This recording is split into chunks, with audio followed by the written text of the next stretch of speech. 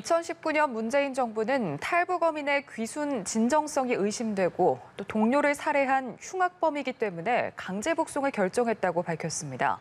하지만 중범죄를 저지르고 남으로 내려온 탈북민이 현재 23명이나 되는 것으로 파악돼 형평성 논란이 불가피할 것으로 보입니다. 장윤희 기자입니다. 통일부에 따르면 북한 이탈 주민 보호법에 따라 보호 대상자로 선정이 안 된 탈북민은 23명입니다.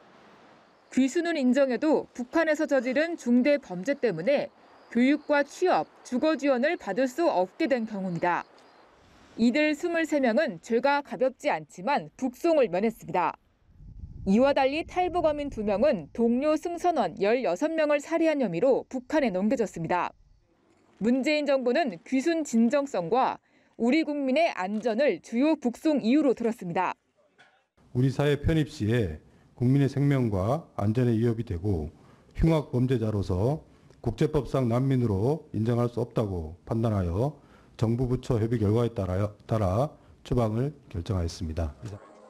현재 논란이 되고 있는 점은 귀순의 진정성 판단 기준과 이를 추방의 이유로 삼을 수 있는 법적 근거가 명확하지 않다는 겁니다.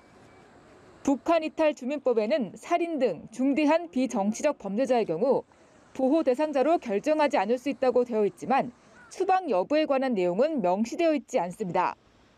특히 탈북 어민이 북으로 가지 않기 위해 군사 분계선에서 저항하는 사진이 공개되면서 귀순 진정성이 있었던 게 아니냐는 지적까지 제기돼 논란이 더욱 커졌습니다.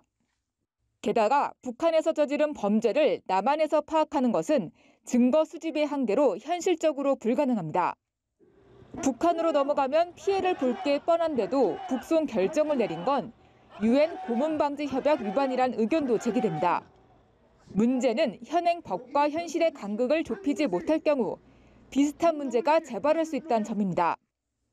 2019년 당시 통일부도 문제점을 인식하고 강제 북송 사건 직후 흉악 범죄의 기준, 귀순 의사의 객관성 확보, 남북 간 형사사법 공조 등과 관련해 법과 제도 보완 추진을 검토하겠다고 밝혔습니다.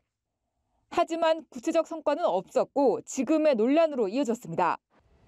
탈북민 3만 명 시대, 앞으로 비슷한 사건이 발생할 수도 있는 만큼 관련 제도를 정비하고 투명한 판단 절차를 마련하는 게 시급해 보입니다. 연합뉴스TV 장윤희입니다.